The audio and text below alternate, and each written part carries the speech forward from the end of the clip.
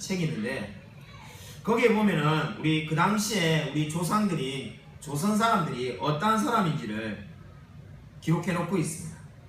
물론 이것이 얼마나 우리가 맞는 이야기인지 모르겠지만은 적어도 하멜이 느끼기에 조선 사람은 이런 사람들이다 라고 적혀 있는데 거기에 뭐라고 적혀 있냐면은 조선 사람들은 누군가를 속였으면은 부끄러워하는 것이 아니라 거짓말하는 것을 자랑스럽게 여긴다 라고 되어 있습니다. 구체적인 예를 적고 있는데 부동산이나 땅을 팔아가지고도 양도증서를 주지 않고 결국 사람을 속여가지고 남의 땅을 가로채기도 한다는 겁니다. 근데 여기서 뭐라고 적혀 있냐면은 특별히 절에 있는 스님들이 너무나 속이기가 더 쉬웠다라고 그렇게 말을 하고 있습니다. 그래서 당시에 하멜 표류기에 보면은 조선 사람들은 너무나 거짓말을 잘한다라고 적혀 있습니다. 여러분, 우리가 얼마나 거짓말하고 삽니까? 우리가 다른 사람을 너무나 많이 속이고 있습니다. 우리가 물건 같은 걸 사도 어떻습니까? 딸기 같은 걸 사면은 이렇게 한 2층으로 되어 있는 딸기를 보면은 맨 위에 칸을 보면 어떻습니까? 크고 좋은데 아래 칸에 가서 보면은 조그만한 것들이 들어있고 심지어 어떤 것은 썩은 것이 들어있기도 합니다. 아마 위에 다 이렇게 작은 것을 놔둬놨다면 사지 않았겠죠. 일종의 눈속임인데 우리가 많은 사람들이 그것을 당연하다는 듯이 그렇게 합니다. 그뿐만 아니라 우리가 어떻게 합니까? 누가 전화를 왔는데 받기 싫은 전화이면은 자녀들에게 우리가 뭐라고 말합니까? 야, 엄마 없다고 말해. 야, 엄마 방금 밖에 나갔다고 말해. 이런 이야기를 우리가 스스럼 없이 쉽게 시키곤 합니다. 그것이 바로 뭡니까? 우리가 거짓말을 일상적으로 한다는 겁니다. 근데 오늘 성경은 거짓말을 하지 말라고 이야기하고 있습니다. 아마 세상 그 누구도 거짓말을 많이 하라라고 말하는 사람은 아무도 없을 것입니다. 그럼 거짓말을 하지 않는다는 것은 거의 절대 명제에 가까운데 여기에 대해서 크게 기독교에 두 가지 견해가 있습니다. 첫 번째 견해는 아마 실제로 우리가 많은 분들이 이 견해를 따르고 있을 것 같은데 루터의 견해입니다. 그러니까 거짓말은 두 가지가 있는데 쉽게 말해서 선한 거짓말과 악한 거짓말이 있다는 겁니다. 방금 제가 예를 든 것처럼 남을 속이기 위해서 드는 거짓말은 잘못된 거짓말은 이 다른 사람에게 유익을 주기 위한 선한 거짓말이 있다고 루터는 믿었습니다. 여러분도 아마 많은 분들이 그렇게 생각할 것 같습니다. 거짓말이라고 다 나쁜 게 아니라 선한 거짓말이 있지 않겠는가? 예를 들면은 우리 아버지가 죄를 지었는데 경찰이 우리 아버지를 잡으러 오면은 당연히 거짓말을 해야지 어느 누가 집에 있다고 순순히 아버지를 내줄 사람이 있겠느냐라고 반문할 것입니다. 우리가 성경을 찾아보면은 루터의 아마 이야기의 가장 결정적인 근거라고 볼 수 있는 말씀이 여호수아 2장 3절부터 6절이 되겠습니다. 우리 한번 찾아보겠습니다. 우리 선한 거짓말이 존재한다고 믿는 루터의 말에 대해서 우리가 성경에 있는 말씀을 한번 찾아보도록 하겠습니다. 여호수아 2장 3절 6절입니다.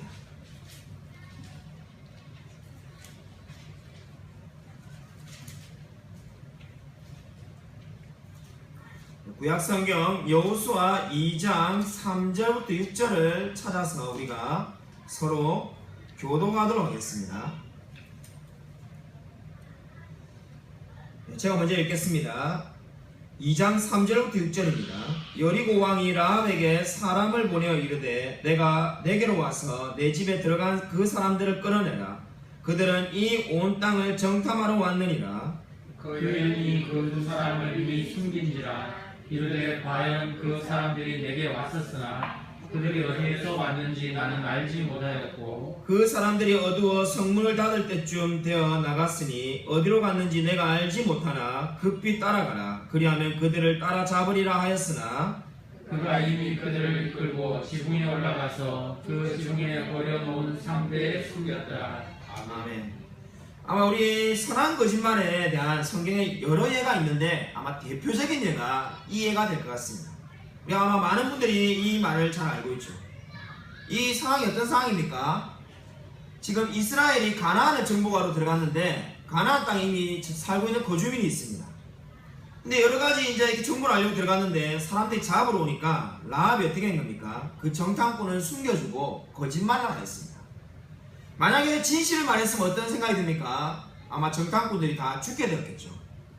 그래서 우리가 이 라합이 또 나중에 훗날 하나님을 믿는 사람이 되니까 이 거짓말은 이제 선한 거짓말이다라고 많은 사람들이 말합니다. 실제로 루터도 이것을 보고 선한 거짓말이라고 생각하였습니다. 그래서 이제 루터가 어떻게 구분을 한다 했습니까? 거짓말은 크게 두 가지가 있는데 선한 거짓말이 있고 악한 거짓말이 있다는 겁니다. 그러니까 남에게 뭔가 돈을 더 얻어내기 위해서 거짓말하는 것은 잘못된 거지만 지금 이 라합의 경우처럼 사람의 생명을 살려주기 위해서 거짓말을 하는 것은 옳다라고 주장하였습니다. 근데 여러분은 이 견해가 아마 많은 우리 성도님들이 가지고 있는 견해일 겁니다. 우리 한국에 제가 알기로 루터 교회는 별로 없습니다. 루터 신학교도 뭐 하나밖에 없는 걸로 알고 있는데, 근데 어떻습니까? 많은 사람들이 이 견해가 마치 우리 장로교의 견해인 것처럼 생각합니다. 그러나 우리 개혁주의 전통은 선한 거짓말을 인정하지 않습니다. 개혁주의 전통에서 거짓말에 대한 입장은 무엇입니까? 그냥 한마디로 간단하게 모든 거짓말은 잘못되었다는 겁니다. 한마디로 간단하게 말해서 선한 거짓말은 존재하지 않는다는 것이 우리 개혁주의의 입장입니다. 아마 그러면은 대부분에 아마 여러분이 이렇게 반론할 것 같습니다. 아니 그러면 여기에 지금 라합의 경우를 보면은 그럼 이 이스라엘 정탐꾼을 죽이라는 겁니까? 아마 이제 이렇게 우리가 생각할 수 있습니다. 아니 사람이 잡혀가면 죽게 될 게 뻔히 보이는데 그러면은 이 사람들이 여기 있습니다 라고 이렇게 말해가지고 그들이 죽게 되기를 바랍니까? 라고 물을 수가 있습니다. 거기에 대해서 우리가 존 메가더 목사님이라는 우리 시대의 뛰어난 설교자가 이렇게 말했죠. 바로 이 라합이란 이 상황에 대해서 이렇게 말했습니다. 라합이 하나님을 믿게 된 것은 좋은 일이지만은 그렇다고 해서 라합이 한 거짓말이 결코 옳지는 않다는 겁니다. 만약에 라합이 그러면은 진실을 말했으면 어떻게 되는가? 존 메가더 목사님이 이렇게 말했습니다. 하나님이 놀라운 섭리로 그 이스라엘 정탐꾼을 살려주실 겁니다. 저도 그렇게 믿습니다. 그럼 창세기를 보면 어떻습니까? 이 롯에게 하나님의 천사들이 왔는데 사람들이 동성애를 하자고 죽일 듯이 달려드니까 어떻게 됐습니까? 하나님이 그들의 눈을 가려가지고 문을 찾지 못하게 만들었습니다. 여러분 사람이 방금 지금 보이는 이 문이 보이지 않게 되는 것이 얼마나 놀라운 기적입니까? 하나님이 그렇게 기적을 일으켜가지고 그 하나님의 사자들을 보호하였습니다. 마찬가지로 라합이 만약에 진실로 그대로 말하였으면 어떻게 됐습니까? 절대로 하나님이 그들을 죽게 내버려 두지 않았을 것입니다. 하나님이 놀라운 기적을 일으키셨을 것입니다. 그러므로 지금 이 이스라엘 정탐꾼을 살리고자 하는 마음으로 거짓말을 했다는 것이 결코 정당화될 수가 없습니다. 하이델베르그 요르문답을 쓴 우르시누스는 바로 이 점에 대해서 이렇게 말을 하였습니다. 우리가 이익을 목적으로 악을 행할 수 없기 때문에 예의상 사용된 거짓말도 용서받지 못한다. 무슨 말입니까? 저와 여러분이 어떠한 이익을 위해서 결코 악을 사용할 수 없듯이 그 어떠한 예의상으로 사용한 거짓말도 용서받을 수 없다는 겁니다. 한마디로 말해서 뭡니까? 그 어떠한 거짓말도 옳지 않다라고 하는 것이 우리 개혁주의 전통의 입장이었습니다. 그러므로 이웃의 생명을 구하기 위해 양심상 거짓말해야 되는 경우도 어떻다는 겁니까? 거짓말은 언제든지 죄라는 겁니다. 오늘 이 라합의 경우처럼 이웃의 생명을 구해야 된다라고 우리가 결코 거짓말을 합리화할 수가 없습니다. 아마 많은 분들이 아마 이 점에서 놀랐을 것 같습니다. 제가 만나본 많은 성도님들이 루트의 입장을 따르고 있었습니다. 그러니까 선한 거짓말이 있다는 거예요.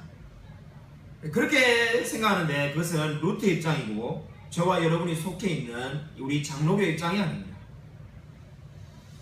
2차 세계대전 중에 유대인을 숨겨준 이 네덜란드인 집에 게슈타포가 찾아와가지고 이렇게 물었다고 합니다. 그러니까 유대인을 숨겨주고 있는 네덜란드인에게 게슈타포가 찾아와서는 이 집에 유대인이 있습니까? 라고 묻었습니다. 분명히 게슈타포는 정보를 가지고 왔는데 유대인이 이 집에 있다라고 생각하고 왔는데 그렇게 묻자 네덜란드인이 갑자기 탁자를 치면서 여기에 없습니다라고 말하면서 탁자를 쳤다고 합니다. 그러니까 그 말을 게슈타포는 이 집에 없다는 말로 듣고는 그냥 돌아가 버렸습니다. 근데 실제로는 그 네덜란드인은 유대인을 숨겨주고 있었습니다. 근데 그 사람이 왜 그렇게 말했겠습니까? 구계명을 어겨서는 안 된다는 생각을 가지고 있기 때문에 거짓말을 할 수는 없고, 근데 진실을 말하면 이 사람이 죽으니까 자기 입장에서 어떻게 말한 겁니까? 탁자를 치면서 여기 없다라고 말한 겁니다. 그러니까 네덜란드인은 이 탁자 밑에는 없다는 뜻으로 말을 한 거고, 게슈타포는 어떻게 받아들인 겁니까? 이 집에는 없다는 말로 듣고는 돌아가 버린 거죠. 이 이야기가 뭘 보여줍니까? 얼마나 거짓말을 해서는 안 된다는 것이 그 네덜란드인 그리스도인의 마음을 잡고 있었으면 어떻게든지 거짓말을 하지 않기 위해서 책상을 치면서 여기에 없습니다라고 말을 한 것이죠. 근데 여러분, 그렇게 하면은 과연 구계명을 지킨 것일까요? 여러분, 그렇게 하면 과연 구계명을 지킨 것일까요? 구계명을 지킨다는 것은 단순히 거짓말을 하지 않는, 내가 다른 사람에게 직접적으로 거짓말을 하지 않는 정도만 한다고 해서 구계명을 지키는 것이 아닙니다. 구계명을 지킨다는 것은 어떤 의미입니까?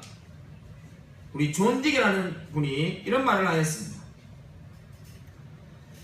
우리가 묵시적으로 같이 하는 사람에게 어떤 피해가 가해질 때 잠잠해하는 것도 구계명을 범하는 것이다.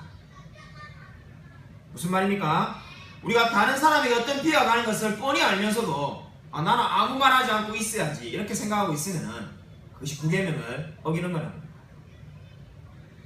존 딕은 이렇게 또 추가적으로 말했는데, 우리가 아는 것을 숨김으로써 도무지 말을 하지 않을 때도 구계명을 범하는 것이다. 무슨 말입니까? 저와 여러분이 이미 알고 있는 게 있습니다. 그러나 그것을 일부러 말하지 않습니다. 그러면은 구계명을 범하는 것입니다. 쉽게 제가 예를 들면은 저와 여러분이 교통사고를 목격했는데 목격자가 우리밖에 없는데 그냥 연루되면 귀찮으니까 말을 하지 않는다면은 구계명을 어기는 겁니다. 이게 바로 구계명에 대한 우리 신앙의 선배 존 딕의 해석이었습니다. 바로 우리가 아는 것을 숨김으로써 아무 말을 하지 않을 때 그것은 거짓말하지 말라는 죄를 범하게 된다는 겁니다. 왜 이렇게 해석하는 것이 옳습니까? 제가 쉽게 설교하면서 늘 말하지만은 거짓말하지 말라는 이 명령에는 그 반대의 의무가 있습니다. 바로 진실을 말해라는 의무가 있습니다. 여러분, 얼마나 이 구계명을 잘 지키며 행하고 있습니다. 저에게 거짓말하지 말라는 것에 대해서 큰 충격을 가져다준 인생의 사건이 있었습니다. 제가 부교육자로 사역하고 있을 때 일입니다. 어느 날 교회에서 부흥회를 하는데 부흥 강사가 왔는데, 우리가 너무나 유명한 강사인데 그 강사가 설교 내용이 좀 이상하였습니다. 그 설교에 3일 동안 부흥회 주된 내용이 뭐냐면은 11조를 하지 않으면은 지옥에 간다는 거예요. 제가 맨 앞자리에 앉아 있는데 제가 진짜 그 말을 믿을 수가 없었습니다. 저는 처음에 말을 잘못했겠군요. 11조를 안 한다고 해서 지옥에 가는 것은 아닙니다 라는 말을 한다는 게 말을 빨리 하다 보니까 실수했겠거니 생각했습니다. 근데 3일 내도록 똑같은 이야기를 하는데 이게 실수가 아니라는 생각을 가지게 되었습니다. 근데 그뿐만 아니라 그것이 분이 성경의 근거를 막 들어가면서 말도 안 되는 거죠. 11조를 안 하면 지옥에 간다라고 말을 했습니다. 3일 동안 제가 앉아있는데 얼마나 많이 부담이 되는지 모릅니다. 그냥 잘못된 강사가 왔느니라고 생각하고 그냥 저는 이제 조용히 넘어가려고 하는데, 제가 그냥 바로 집에 갔어야 되는데 교육관에 뭔가 좀 가지고 갔는데 몇몇 집사님이 저를 둘러싸서는 묻는 거예요. 목사님, 오늘까지 부흥회를 들었는데 저분 말이 잘못된 거죠. 저 목사님 말대로 11조를 안 된다고 지옥 가는 것이 아니죠. 말씀해 주세요. 자, 순간적으로 본능적으로 이게 한 1, 2초 만에 딱 상황이 정리가 됩니다. 자, 솔직하게 말하면 어떻게 되겠습니까? 답이 쉽죠. 11조 안 낸다고 지옥 가는 게 아닙니다. 물론 11조 내고 잘해야 되는 거지만은 그거랑 지옥 가는 거랑 아무 관계 없습니다. 이렇게 말을 하면 됩니다. 말하면 어떻게 되겠습니까? 그 강사를 초빙해온 담임 목사님에게 불려가가지고 제가 문책을 받을 게 뻔하지 않습니까? 그러니까 생각하니까 저한테 이로움이 없어요. 그러니까 이제 진실을 말하고 싶은 마음이 없어진 거죠. 근데 그렇다고 해서 그 거짓말로 그 강사님이 옳습니다라고 말하기에는 신앙 양심에 너무 갈치게 되는 거죠. 그래서 제가 이제 이건 아무 말 안 하는 게 낫겠다 싶어서 가만히 있었습니다. 가만히 있으니까 어떻습니까? 그 집사님들이 계속 닥달하는 거죠. 아니 목사님 뭐 이렇게 대답을 못합니까? 예인지 아니온지 대답을 하십시오.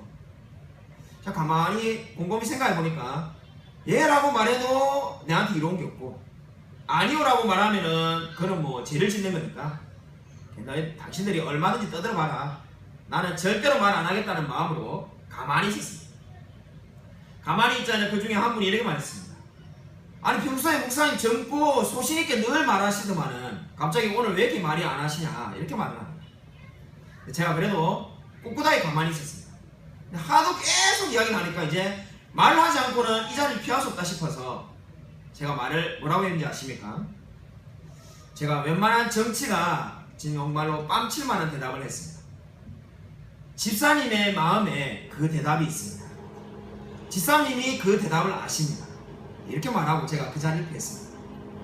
그러니까 무슨 말입니까? 그들이 따져 물으니까 11조를 안 된다고 해서 지옥에 가지 않는다는 것을 다 알고 있는데 저한테 지금 확인하면서 묻는 거니까 제 입장에서 그렇게 말한 거죠. 아니라고 말할 수는 없고 예라고 말할 수도 없으니까 집사님이 그 대답을 마음에 아십니다 이렇게 말하고 제가 그 자리를 피했습니다. 제가 잘 대답했다고 생각하고 버스를 타고 집에 오는데 갑자기 머리에 한 구절의 성경 구절이 계속 떠오릅니다.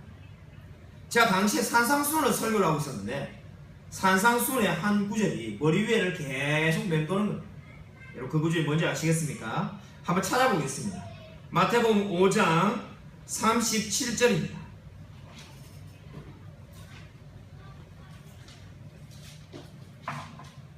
마태복음 5장 37절입니다. 신약성경 7쪽에 있습니다. 마태복음 5장 37절입니다.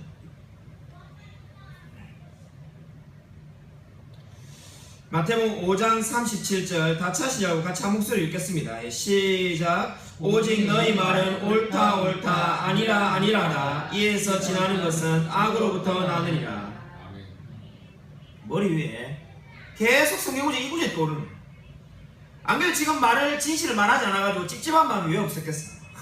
내가 왜 진실을 말 못할까? 근데 성경구절이 계속 머리에 맴도는 거예요. 오직 너희 말은 옳다 옳다 아니라 아니라.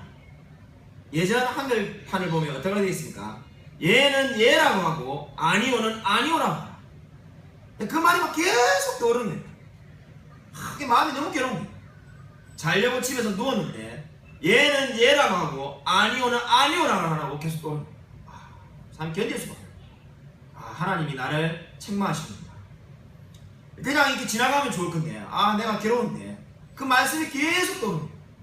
결국 기도하고 회개하였습니다. 결국은 그 집사님들한테 가서 말을 해주니까 제가 진실을 말하지 않았습니다. 여러분 뭡니까? 옳은 것은 옳다고 말하고 아닌 것은 아니라고 말을 하라는 겁니다. 내가 분명히 진리를 알고 있는데 그것을 애매하게 대답하는 것 그 자체가 이미 구계명을 어긴 것입니다. 내가 거짓말을 할 때만 구계명을 어긴 것이 아니라 이미 정답을 알고 있고 진리를 알고 있지만은 그것을 애매하게 이야기하는 것 아니면 이야기하지 않는 것 그것이 바로 어떻다는 겁니까? 죄를 짓는 거라는 겁니다. 자, 그 사건 이후로 물론 뭐 거짓말을 한 번도 하지 않은 건 아닙니다만은 제가 늘 진실을 말하고자 다짐하며 살아가고 있습니다. 여러분 이 말씀을 기억하십시오. 너희 말은 옳다 옳다 아니라 아니라. 여러분이 하는 그 모든 말을 하나님이 평가하고 있습니다. 저와 여러분이 하는 말은 그저 지나가는 것이 아니라 하나님이 다 그것을 평가하실 때가 있을 것입니다. 여러분이 신앙의 선배들이 말한 것처럼 그리스도인들은 유리장 안에 사는 것입니다. 저와 여러분이 하는 모든 말과 삶을 믿지 않는 자들이 평가하고 있습니다. 저와 여러분은 이런 콘크리트 벽 안에 살고 있는 것이 아니라 유리장 속에 살고 있습니다. 다른 모든 사람이 저와 여러분의 말을 바라보며 어떻게 말하는지를 평가하는 것입니다. 여러분은 늘 진실을 말하고 있습니다. 오늘 거짓말하지 말라는 말에는 무엇이 포함되어 있습니까? 다른 사람을 위하여 험담하거나 비방하지 말라. 우리가 두세 사람만 모여도 늘 다른 사람을 비방하고 험담하지 않습니다. 그렇게 하지 말라는 것이 뭡니까? 오늘 9계명이 강조하는 말씀입니다. 여러분은 정말로 늘 진실을 말하며 살아가고 있습니까? 여러분 어떻게 거짓말을 하지 않고 살아갈 수 있을까요? 아마 많은 사람들이 이렇게 물을 것 같습니다. 목사님은 거짓말하지 않습니다. 거짓말합니다. 그 목사님도 거짓말하면서 왜 우리 보고는 거짓말하지 말합니까? 어떻게 거짓말하지 않고 살아갈 수가 있겠습니까? 무려 20년 전이네요. 제가 SFC 회장으로 있을 때 컨닝 안 하기 운동이라는 것을 한 적이 있습니다. 우리가 컨닝 안 하기 운동을 대학가에 일으켜가지고 제가 그 당시에 대학교에 신문사에 인터뷰도 받고 막 이렇게 했는데, 제가 당시에 교수님 수십 명을 찾아다니면서 뭘 요구했냐면은 시험 문제를 제발 족보대로 내지 마라. 우리가 대학을 나온 분들은 다 알죠. 정말로 교수님 중에 뭐 많은 분들은 아니지만 간혹 그런 분이 있습니다. 정말 해마다 똑같은 문제를 내가지고, 예를 들면 톨스토이의 작품에 대해서 논하라. 이 작년에도 이 문제를 내면은 올해도 똑같은 문제를 냅니다. 그 학생들이 공부를 하지 않고 그 족보를 뭐 외워가지고 오면 그나마 낫는데, 그렇게 하지 않고 어떻게 합니까? 그냥 조그만 컨닝 페이퍼를 만들어가지고 그걸 옆에다 싹 숨겨놔가지고 그걸 보고 그냥 뺏기고 학점을 잘 받는 거죠. 자, 그 당시 우리 같은 SFC 동료들과 교수님들을 찾아다니면서 뭘 요구했냐면은 제발 시험 문제를 A, B, C, D로 만들어내라. 네 가지를 만들어내면은 이 옆에 있는 사람들에게 컨닝할 수 있지 못하지 않겠느냐라고 말을 했습니다. 근데 한 교수님이 한 말을 제가 잊을 수가 없는데, 제가 그렇게 찾아가고 우리가 문서를 만들어서 정중하게 말하니까 의의가 없다는 듯이 제가 이렇게 말하였습니다. 컨닝도 능력이다. 뭐 이딴 운동을 왜 하고 다니냐? 컨닝을 잘하는 것도 능력이다. 사회생활을 해봐라. 남을 속이지 않고 살아갈 수가 있는가? 남을 잘 속이는 것도 능력이다. 자기는 이러한 말에 따를 마음이 없다라고 말하였습니다. 여러분 얼마나 진실하게 살아가고 있습니까? 여러분 거짓을 멀리하며 살아가고 있습니다. 무디에게 한 사람이 찾아와서 이렇게 말하였습니다. 목사님, 저는 늘 거짓말을 하는데 아무리 거짓말을 안 하려고 해도 할 수가 없습니다. 멈출 수가 없습니다. 그러자 무디가 이렇게 대답했다고 합니다. 제가 그 치유책을 오늘 당장 가르쳐 드리겠습니다. 정말로 가능합니까? 정말로 제가 거짓말 안 하게 할 수 있습니까? 그자 무디가 웃으면서 거짓말 안 하게 할 수는 없습니다. 그런데 왜 방금 고칠 수 있다고 말했습니까? 고치기 할 수 있습니다. 어떻게 고친다는 겁니까? 무디가 이렇게 말했다고 합니다. 거짓말은 나오면 늘 그냥 하십시오. 거짓말을 멈추게 할 수는 없습니다. 그건 인간의 본능입니다. 단 한 가지만 기억하십시오. 내가 거짓말을 하고 나면은 즉각 방금 거짓말했다고 말을 하십시오. 그러면 당신은 그 거짓말하는 죄에서 벗어나게 될 것입니다. 여러분 무디의 이 말을 기억하십시오. 저와 여러분도 거짓말을 멈출 수는 없습니다. 그러나 거짓말을 하고 나면은 방금 제가 거짓말했습니다라고 말을 하십시오. 그러면은 그 모든 죄를 멈출 수가 있습니다. 사랑하는 여러분, 정말로 진실하게 살아가고 있습니다. 여러분 하나님 앞에 얼마나 진실하게 살아가고 있습니까? 수많은 사람들이 이렇게 말합니다. 내가 하나쯤 진실하게 살아가본들 뭐가 인생이 바뀌겠는가? 뭐가 이 세상이 바뀌겠는가? 어차피 이 모든 세상의 사람들이 다 죄악으로 물들어 있는데 저만 바르게 살아본들 무슨 의미가 있겠어요? 라고 말하는 많은 사람들이 있습니다. 절대로 그렇지가 않습니다. 왜 우리가 거짓말을 하지 않아야 되겠습니까? 왜 우리가 진실하게 살아야 되겠습니까? 여러분 칼빈의 책을 보면은 칼빈의 이야기에 이런 이야기가 있습니다. 칼빈이 처음에 스위스 제네바에 갔을 때 여러분 그 제네바가 기독교 도시가 아니었습니다. 칼빈의 책을 보면은 그 제네바가 당시에 얼마나 타락했는지 그 당시에 부자들이 했던 놀이를 기록해 놓고 있습니다. 우리 시대에 뭐 인류 부자들이 뭘 하고 노는지 제가 잘 모릅니다만은 당시에 부자들이 세계 여행도 했고 돈도 많고 먹고 싶은 거 다 먹었고 이러니까 이제 할 게 없지 않습니까? 당시 스위스 제네바에 있던 부자들이 뭘 했는지 아십니까? 칼빈이 기록하기를 그들이 밤 12시만 되면은 옷을 다 벗고 밤에 길거리를 뛰어다니는 거죠. 당연히 그러면 경찰이 잡으러 오지 않겠습니까? 예, 그것을 도망가는 재미로 사는 거죠. 그럼 만약에 잡혀봐야 벌금 내면 되는 거고 돈이 남아보니까 안 잡히면은 그게 너무나 짜릿짜릿하지 않습니까? 인생이 너무나 돈이 많고 할 일이 없고 지루하기 때문에 하나님을 만나지 못했기 때문에 할 일이 없어서 밤 12시에 벌거벗고 큰 길을 질주하는 겁니다. 그게 칼빈이 처음에 제네바 갔을 때 그 도시에서 일어난 일이었습니다. 인생이 얼마나 공허합니까? 얼마나 세상에 돈이 많았는데 할 일이 없으면은 밤에 벌거벗고 거리를 뛰어다니겠습니까? 그러지 않고는 인생을 살 수가 없는 인생이었다고 합니다. 그런 도시가 존 낙스가 제네바를 방문했을 때 뭐라고 기록하고 있습니까? 칼빈이 하나님의 말씀을 전하고 나니까는 온 도시가 완전히 달라졌다라고 말을 합니다. 범죄율이 떨어지며 온 도시가 변화되었다고 말을 하고 있습니다. 이것이 바로 뭘 보여주고 있습니까? 저와 여러분이 진실하게 살 때 이 세상은 반드시 변화되게 되어 있습니다. 저와 여러분이 바르게 살 때 이 세상이 달라지지 않을 거라고 말하는 것은 마귀가 주는 생각에 불과한 것입니다. 내가 내일 만나는 직장 동료에게 진실하게 말하는 것이 무슨 의미가 있는가? 그렇지가 않습니다. 하나님이 저와 여러분을 보고 기뻐하실 것입니다. 저와 여러분이 만나는 모든 사람들에게 늘 진실하게 대하십시오. 그럴 때 우리 가정이 변화되고 사회가 변화되고 이 세상이 변화되게 될 것입니다. 오늘 성경은 그렇기 때문에 거짓을 말하지 말라고 말을 하고 있습니다. 여러분 늘 진실하게 살아가십시오. 설교를 마치기 앞서서 칼빈의 설교집에 나오는 한 이야기를 드리고 오늘 말씀을 맺고자 합니다. 칼빈의 설교집을 보면은 정직에 대해서 말하면서 한 빵집에 대한 이야기를 합니다.